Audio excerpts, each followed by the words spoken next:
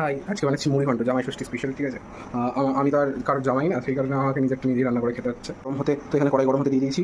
আর এখানে রয়েছে পেঁয়াজ কুচি, লঙ্কা আছে এর মধ্যে 3টে, আলু আছে, আদা রসুন বাটা, আর এখানটায় যে গোটা গরম মশলা, জিরে ফিরে কী সব, হ্যাঁ, ফোড়নের। আর এর মধ্যে রয়েছে সব মশলা বাটা, মানে নর্মাল যেটা মাংসের মশলা, সেই মশলা। তো এই যে তেল দিয়ে দিচ্ছি, তেল একদম অল্প তেল দেবো, আগের দিন একদিন বানিয়েছিলাম, অনেক তেল ফেলেছিলাম। এই যে প্রথমে আলুগুলো দিয়ে দেবো, আলু দিয়ে দিয়েছি, আলুগুলো ভেজে নিই। এবারে যে মাছ ভেজেছিলাম সেই মাছ ভাজা তেলটা কিছুটা দিয়ে দিচ্ছি, সামান্য চিনি দেবো, চিনি সামান্য।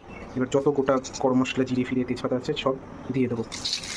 এবার দিয়ে দেবো পেঁয়াজ কুচি, পেঁয়াজটা ভাজা হোক কিছুক্ষণ। দিয়ে দিয়েছি আদা রসুন বাটা, ঠিক আছে? এটা আমার টেকনিক, সব কিছু এক সাইডে সরিয়ে দিয়ে আমি মাঝখানে আদা রসুন বাটা দিলাম, দিয়ে মশলাটা বাটা ছিল। এরপর দেবো আমাদের রেগুলার যা যা মশলা, আদা, জিরে পাউডার, ধনিয়া পাউডার, হলুদ, সব কিছু দেবো। মশলা প্রায় কষানো হয়ে গেছে, আর একটু কষবে, তেল ছাড়লে বাদ বাকি মাছের মাথা সব কিছু দিয়ে অ্যাকচুয়ালি আজকে বানাচ্ছি মুড়ি ঘন্ট। রান্না করতে কাপিয়ে গেছি, জল খেয়ে চাল দিয়ে দিয়েছি, মাছের মাথাও দিয়ে দিয়েছি। আর অ্যাকচুয়ালি ভিডিওটা অনেক বড় হয়ে যেত, ঠিক আছে? এই কারণে এই ছোটো ছোটো করে, আর এটা তো রেসিপির ভিডিও নয়, তাই আর অত মাথামাতি করি। এখন এটাকে খুব সুন্দর করে কষাবো, কষিয়ে নিয়ে তারপরে জল ঢেলে দেবো, ব্যাস শেষ। একটু ঘি গরম মশলা দিয়ে নামিয়ে দেবো। রান্না করছিলাম, রান্নার মাঝখানে এই যে চলে এসছে আমাদের নাটকবাজ।